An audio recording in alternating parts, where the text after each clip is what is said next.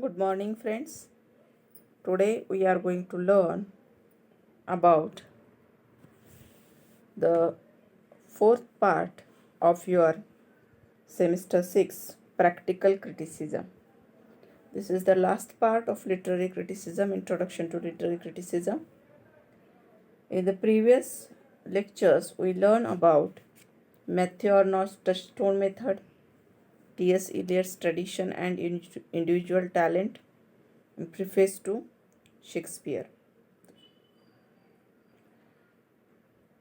In this particular module, we are going to learn what is practical criticism, especially the criticism or critical appreciation of the poetry or the poem, work of art, that is one of the type poetry or the poem. See, practical criticism is like the formal study of English literature itself. What is the meaning of formal study? Formal study, that is how we read the literature, we appreciate it, we understand it, we criticize it. It is called formal study of English literature itself, a relatively young discipline. It began in the 1920s with a series of experiments by the Cambridge critic I. Richards. If you know the book of I. Richards' Practical Criticism, you will understand which was published in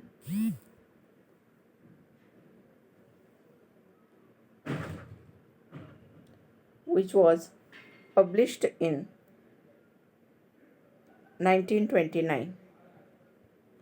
In that particular book, he presented what is the concept of practical criticism. First of all, as a teacher or a Cambridge critic, he gave poems to students without any information about who wrote them or when they were written. In Practical Criticism of 1929, he reported on and analyzed the results of his experiments. These experiments about to give the poem to the students for the analysis and never tell them how to analyze it, what will be the criteria for analysis. The objective of his work was to encourage students to concentrate on the words on the page. See, the most important thing, that is the words on the page, rather than relying on preconceived or received beliefs about a text. You should not think about the preconceived or prejudiced or received images or the reply or the criticism on that particular work of art or the poem.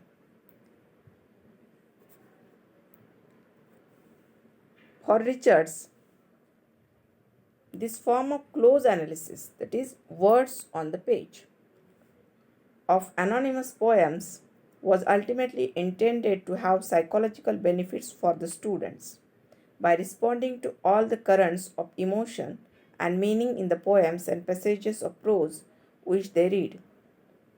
The students were to achieve what Richards called an organized response. This meant that they would clarify the various currents of thought in the poem and achieve a corresponding clarification of their own emotions. See, here we can understand how I. Richards give the poem to the students, they read it, and organized response is expected from them. They would clarify the various currents of thoughts in the poem and try to understand that poem. A reading of the poem, how it is related to the critical appreciation of the poem. First part, enjoying the poem.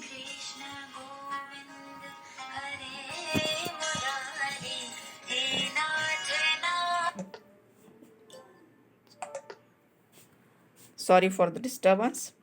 Enjoying the poem only if you understand the poem meaning. Careful reading of the poem is important aspect. And how it is important in critical appreciation. That careful reading, then only you can understand it and you can enjoy that particular poem. And at the same time, how you are going to read it very carefully. Understanding of the poem is important one, and at the same time how you are going to read it.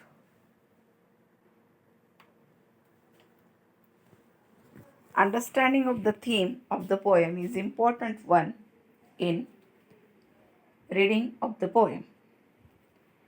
Again, understanding of the poem means you must understand what is the meaning of the poem, what is the intention of the poet. In that, expressions and feelings of the poet are also important part for the critical appreciation of the poem. Objectives of the poem. What should be the objectives of the poem when you make critical appreciation of that poem? To communicate the feelings of the poet is important one. Share ideas and experiences. To use the various devices in the composition of the poem. This is the devices like figures of speech. Reader should enjoy the poem. The most important thing in the critical appreciation and objective of the poem, that is, share ideas and experiences of the poet, and reader should enjoy the poem. Rather, criticize it. He should enjoy the poem is the objectives of the poem. Again, appreciation of the poem. What is the exact meaning of the appreciation of the poem? First step, understanding of the poem and understand the general meaning of the poem. General meaning, when you read the poem, after first reading whatever you understand, that is called as a general meaning. Next, understand the detailed meaning. After understanding of the general meaning, you can understand what is the detailed meaning, that is what kind of devices are used in it. Elements of the poem which gives the pleasure to the reader. And next part, how musical qualities of the poem are also important in the appreciation of the poem. While appreciation of the poem, there should be musical qualities of the poem should be taken into consideration. Next part, form of the poem, how the poem is presented, presentation of the poem, what kind of rhyme scheme is used, or what kind of words are used, and what kind of figures of speech are used in that particular poem. Again, another most important part, what are the striking features of the poem? Striking features of the poem, whether it is a blank verse, whether it is a ballad, elegy, and we can recognize it. It is called as a striking features of the poem. So these are the important parts, important points in the appreciation of the poem. What is critical appreciation? What do you understand?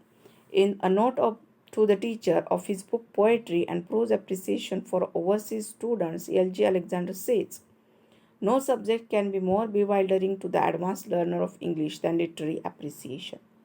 Even when the student is writing in his mother tongue and reading literature by authors whose work may be familiar to him, appreciation is often a difficult task. Whether he is doing critical appreciation in his own mother tongue, though it is a difficult one, and whether he is going to done his critical appreciation in another language, it is more difficult when he is done his critical appreciation in mother tongue also, or the any poem from the mother tongue, it is also difficult one. When the student is faced with literature in a foreign language, the problem becomes all the more acute. All of you understand it, how it is more acute if you are going to understand the foreign language literature. He is in command of a relatively limited vocabulary and yet is required to comment intelligently on works which may tax his powers on comprehension to the utmost. So, here we can understand how the mother tongue matters much and foreign language is unfamiliar to the student, and it is become difficult task for the student of the critical appreciation. Furthermore, a certain vagueness surrounds the whole subject. The student frequently does not know what to say about a piece of writing he has read. That is, he never know what kind of devices is used, or what type of poetry it is, what type of literature it is. So, he never know about a piece of writing he has read. He may succeed in enjoying and understanding a poem or prose passage, but the necessity to explain why he has enjoyed it is usually far beyond his powers. What L.J. Alexander has said in the above paragraph, that is really true about our students, that is Indian students. Most of the students in India learn English as the second or third language.